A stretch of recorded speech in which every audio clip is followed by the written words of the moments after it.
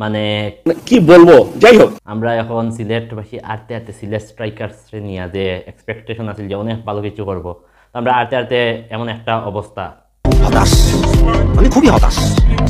আমরা হইল গিয়া সিলেটি হলে নিজের টাকা দিয়ে আনি, আমরা নিজে বড় বড় সার হল কইন বা যাই কইন, আমরা মোটা মোটা কাট্টা গুট্টা একদম কিছু আনছি, আনি আমরা ফালিয়া যেগুলারে বিদায় করতাম।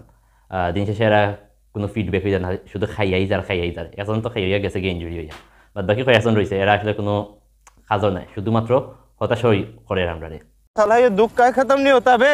তো এক্সপেকটেশন আছিল যে আমরা টেবিল টপর টপ ফোরের মধ্যে কিছু থাকবো। অলরেডি আমরা 8টা ম্যাচ গেছে, 8টা ম্যাচ গেছে, বাদ বাকি যে 4টা ম্যাচ আছে, 4টা ম্যাচে তো আমরা জিতমু, এটা কইতে যেত না। 8টার মাঝে আমরা 2টা দিচ্ছি আর 6টা তারছি, এই জায়গায় 4টা কেমন হইলে আমরা 4টা জিতমু, এটা পসিবল না।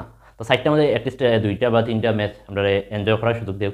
আর এই ক্ষেত্রে এই বিদেশি গাট্টা গুট্টা বম্বল দাস যে কয়টা আছেন সবটি বাদ দেব, বাদ দিয়া সিলেটি ফাইন যেগুলো আসুন লগে আমরা আরিফুল এরপরে রনি তালুকদার যেই কয়টা আছে, কয়দিন আগে আরিফুলের লর্ড হইয়া সম্বোধন করা হয়েছে, দেখা গেছে এও পারফর্ম, মানে দেশিগুলো মোটামুটি কম বেশি সবকে পারফর্ম করে, তো বিদেশিগুলো এই জায়গাত একদম গুড়ার ডিম। এই গুড়ার ডিম হলে বাদ দিয়ে একটা ম্যাচ খেলিয়া দেখুক, যদি ফিডব্যাক ভালো হয়, মানে কোনো চেঞ্জ যায় ম্যাচ আটতে আটতে ওই জায়গাতে যদি গুড কামব্যাক হয়। কারণ আমরা দেখছি রাজশাহী, চিটাগাং বা এই যে খুলনা, এরা কিন্তু অনেক সময় বিদেশি প্লেয়ার কমাইয়া তারা দেশি বাড়াইছে, কারণ দেশিরা পারফর্ম করছে কারণে।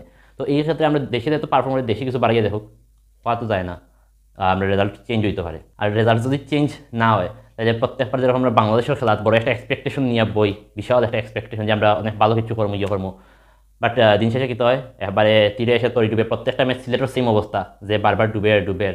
এখন দেখা যাক তারা আদৌ কিতা করতে পারে না পারে।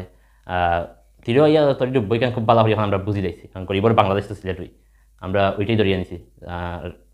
আমরা টেবিলও ভালো একটা পজিশন নেওয়ার দৌড়ে সবার আগে আছি, মানে 8 নম্বরে থাকার লাগি সব আমরা আগে আছি। আর আমরা ইনশাল্লাহ 8 নম্বর বজায় হইয়েই আমরা এই টুর্নামেন্ট থাকি শেষ করিয়া বাড়িতে আইমু।